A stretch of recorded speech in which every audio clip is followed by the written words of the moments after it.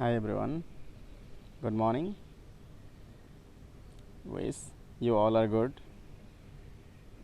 In this video lecture, that means video lecture number 10, we are going to discuss two new concepts.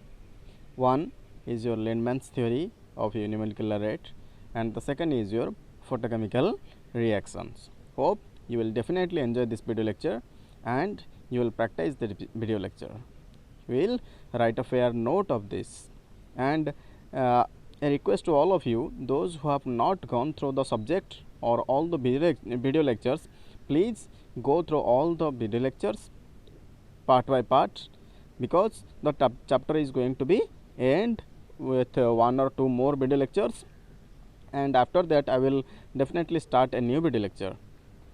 Therefore, it is a request to all of you, please go through the video lectures properly and make a fair note, so that it will of great useful to great help to you, all of you, in the future. So without doing late, let's get started. So first of all, Lindman's theory of unimolecular rate. What is Lindman's theory of unimolecular rate?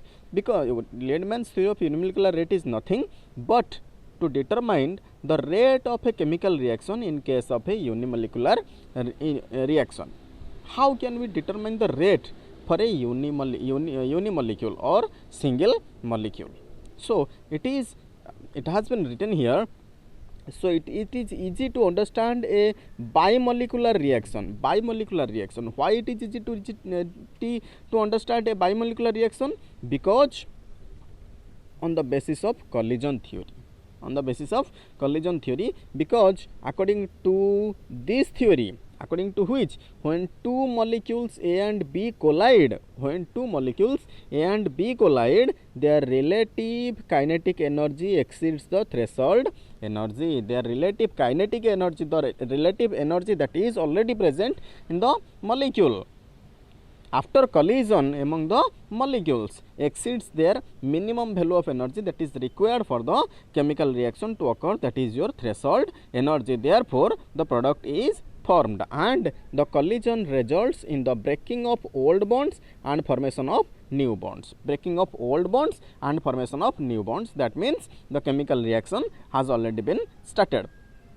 But how can one explain a unimolecular reaction? Lindman proposed a theory to explain this according to a unimolecular reaction. According to a unimolecular reaction. A gives rise to P, that means reactant gives rise to product, proceeds through the following mechanism. How can a unimolecular reaction proceeds? According to the following method. How? Let us see. Just a minute. Yes. So whenever a single molecule reacts, or breaks, it forms an activated molecule. That means, it may be called as a molecule at a higher energy level, and a molecule which is deactivated, that means which has lost the energy. The activated molecule or molecule at a higher energy level has two options. For it may undergo decomposition to product, whose rate constant I have written here is K3, or it may not decompose, that means it may not activated to product, it may decompose to reactant again, it may decompose back to reactant again. Here A star, that means A star, that is written over here, is energized A molecule, which has acquired sufficient vibrational energy to enable the isomerase or decompose, which has absorbed sufficient vibrational energy to enable it to isomerize or to decompose to product. After the production of A star, that means energy, a molecule having higher energy, it can either decompose, de-energize to A, de-energize back to A, or it can decompose into the product that I have written here. It can decompose to the product or it can de-energize to the reactant. Again, this is the main point of Lindman's theory. A molecule after getting activated, after having higher energy, after receiving energy, gets excited, it has two options. It may decompose to product or may not decompose to product, or it may it may de-energized back to the reactant. So according to Lindman's mechanism,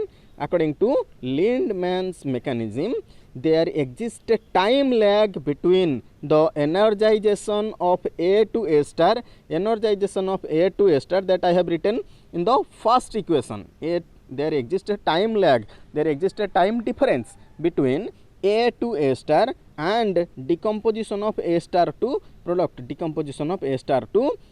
for this equation, decomposition of A star to product. During this time lag, during this time difference, A star, that means energized molecule, can be de-energized back to A, This is all about Lindman's theory. I have written it in a short form, but Lindman's theory is a big concept which has been written in BSc books over that has covered 2 to 3 pages. So I have written it in a short form for you. So I think it will definitely help you and will be easier for you. So let's move to the next concept, photochemical reactions. So what are photochemical reactions? We have already known it from our first year classes or 10th classes. So photochemical reactions are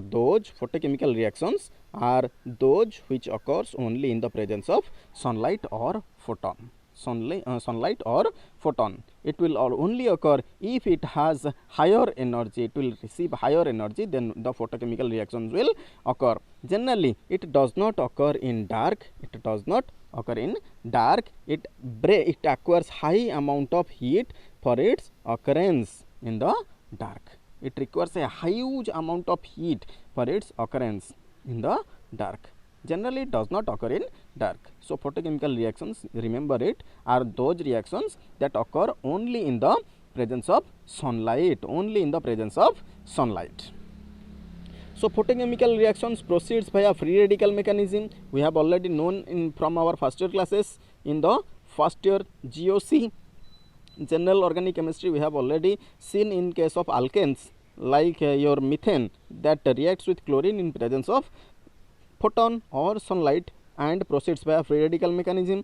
So photochemical reactions proceeds through free radical mechanisms and proceeds through three steps we have already discussed over there, and I have again discussed all those things over here again.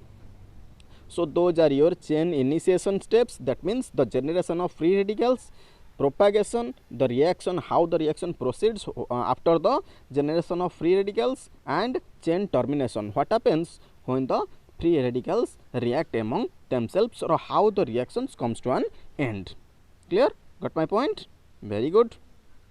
For example, I have again, for your simplicity, I have taken the same example when methane reacts with chlorine in presence of sunlight. When methane reacts with chlorine in presence of sunlight or photon, it will form methyl chloride and hydrochloric acid. Know that the reaction will continue until all the hydrogen atoms are replaced by chlorine atoms. That means until carbon tetrachloride is formed. Got my point? Very good. Now move on to the mechanism.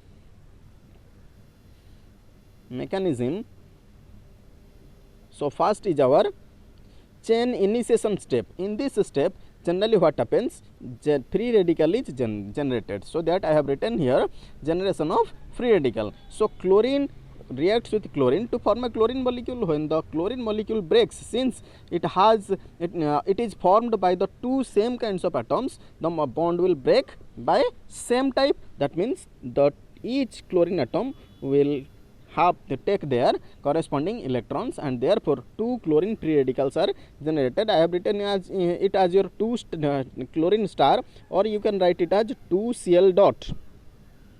2Cl dot. Then moving on to the propagation steps, what happen after the generation of free radical?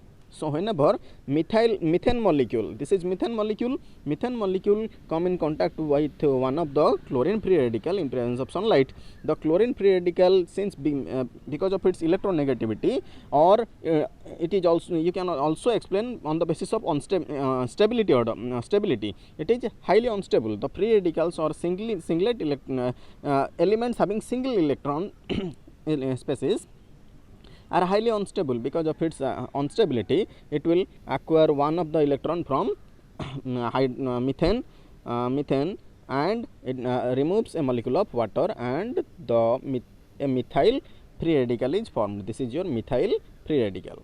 You can write the names of these corresponding radicals and compounds under their formulas.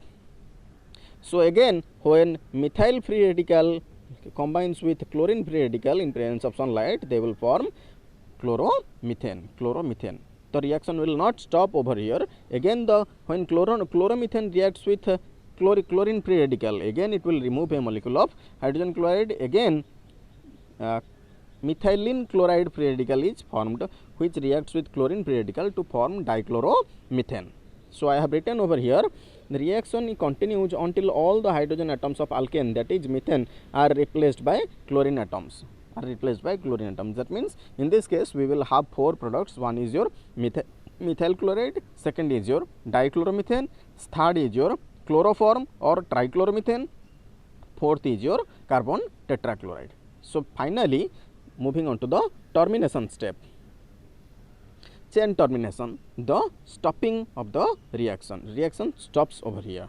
So when the reaction can be stopped, the reaction can only stop whenever 2 chlorine free radical will combine among themselves to form a neutral chlorine molecule, or a chlorine molecule will react with another free radical, one chlorine free radical will react another methyl free radical to form methyl chloride, so that the reaction will come to an end. I have also taken another example, whenever a hydrogen combines with chlorine in presence of sunlight.